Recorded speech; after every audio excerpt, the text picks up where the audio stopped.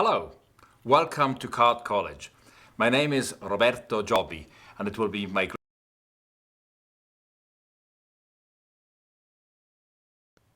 Hello, welcome to Card College.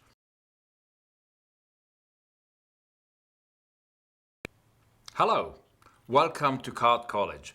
My name is Roberto Giobbi, and it will be my great pleasure to be your coach during this course in professional sleight of hand card magic.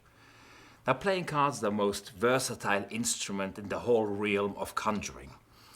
You can interpret any effect with it. You can make cards appear, disappear, transform them, transpose them, tear them up, restore them, and interpret all kinds of mental effects with them. They are really like the piano in music. The absolutely fantastic thing about playing cards is that it's an everyday common object. Everybody knows it all over the world. And like a pencil, most people, they will write a shopping list. But in the hands of an artist and of a poet, they will make some art with it. And we use a common everyday object like the playing cards, and with our skill and our talent and with our creativity and the help, of course, of a very important thing, with the imagination of the audience, we're creating memorable, wonderful moments. Now let me say a few things how to use these DVDs.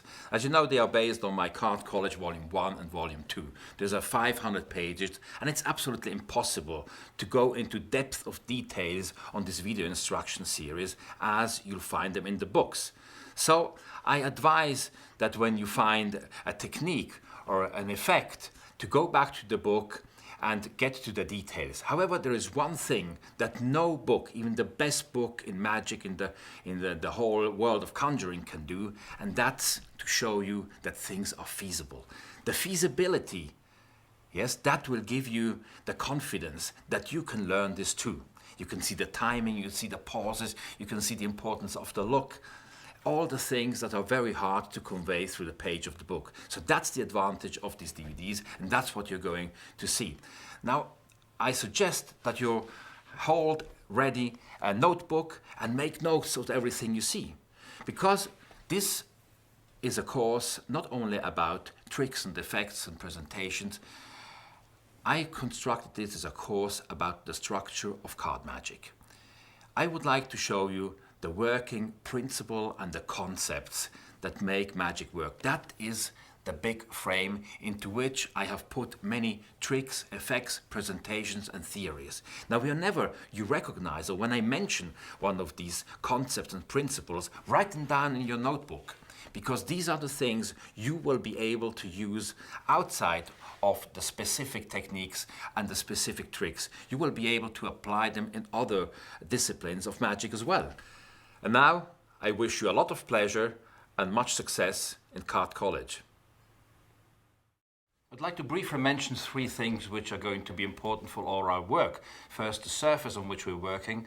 Second, the tools we're using, the playing cards. And third, the hands.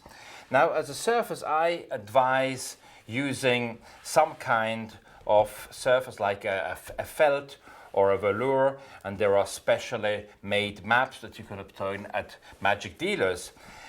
Generally, I would advise using as big as mat as possible. Everything that you are going to do is going to look much more generous. There are also smaller mats. There's a smaller mat, even smaller mats, and I think you shouldn't be performing on small mats like that, except if you take this on a vacation to practice. Now, the second thing, which is very important, is of course the playing cards. You're going to wonder, what kind of cards should I be using? Now, I advise that you use generally poker size playing cards. The two sizes, one is the so-called poker size, which is a little bit wider, and the so-called bridge size. As you can see, one is a little narrower, and there are several reasons why I would say we should work with poker size cards. First of all, the poker size cards handle very nicely.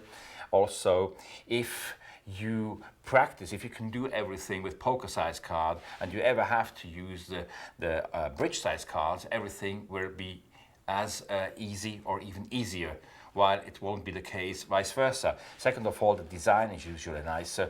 Look, Usually aesthetics is also a question of proportions, and because of the size, the poker size card just has the better proportion. You will find there are cards with different finishes. They are given different names. Usually you find them on the side of a card case: linen finish, air cushion finish, plastic coated finish, whatever.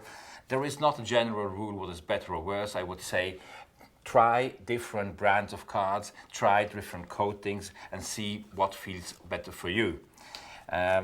Also, you will find so-called jumbo index cards, which at first you might think, oh, that's a clever idea.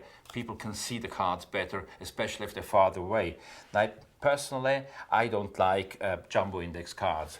I think that we are used to playing cards, and we are used to seeing the whole image, the whole gestalt of the card.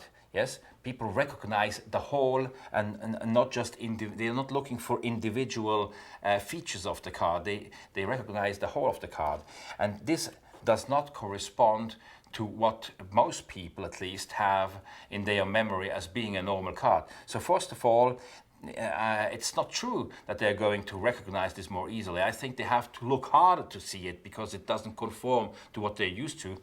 And second, since it looks funny and unusual, they might think they are special cards. Then let me say a few things about the hands. There are large hands with small hands. There are people who have moist skins or dry skins. The anatomy of each hand is different. Now you're going to see that in this course I'm going to give precise instructions of how to use the hands, how to touch the card at specific points. I'm going to give very specific fingering instructions. Now be aware that you will have to change occasionally the way you hold or you do a slide. So do what Professor Divernon always advised: use your head. Understand the principle of a slide, of a trick, and if you have to, adapt it to your own hand.